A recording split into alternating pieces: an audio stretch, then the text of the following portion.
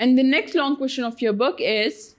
state how the varying light intensity, carbon dioxide concentration and temperature affect the rate of photosynthesis. अब उन्होंने आपसे यहाँ पे ये पूछा है कि ये तीनों चीज़ें, light intensity, carbon dioxide concentration और टेम्परेचर, किस तरह से फोटोसिंथेसिस के रेट को इफ़ेक्ट करती हैं।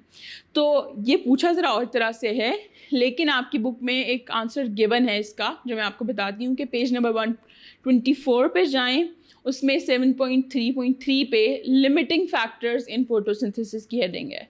उसमें ये सारी चीज़ें गिवन हैं कि लाइट इंटेंसिटी का क्या रोल है, टेम्परेचर का क्या रोल है, कार्बन डाइऑक्साइड का क्या इफेक्ट आता है, ये तीनों हेडिंग्स। अब इफेक्ट ऑफ लाइट और टेम्परेचर जो है वो इकट्ठा लिखा हुआ है, आप उसको डिफरेंट हेडिंग्स दे दें। इफेक्ट ऑफ लाइट इंटेंसिटी अलग कर दें, इफेक्ट ऑफ टेम्परेचर अलग कर दें, और effect of carbon dioxide concentration को 3 पॉइंट्स बना के लिखें, उसमें उसकी डिटेल्स दें कि यूजुअली तीनों चीज़ें जो हैं वो डायरेक्टली प्रोपोर्शनल हैं, लेकिन लिमिटिंग फैक्टर्स इन्वॉल्व हैं, कुछ कोरिलेट भी करती हैं, जैसे लाइट और टेम्परेचर जो हैं वो कोरिलेट कर रहे होते हैं कि अगर लाइट इंटेंसिटी लो है तो टेम्परेचर बढ़ा भी दिया जाए तो फोटोसिंथेसिस पे कोई उसका ख़ास तेज़ होने में फ़र्क या कम होने में फ़र्क नहीं पड़ता। तो इस तरह से आप सारा लिख दें, and that would be enough for this long question. और अगर आप समझना चाहते हैं कि तीनों चीज़ें कैसे इम्पैक्ट कर रही होती हैं फोटोसिंथेसिस को, so you can watch my videos of chapter 7 at tutorial.pk.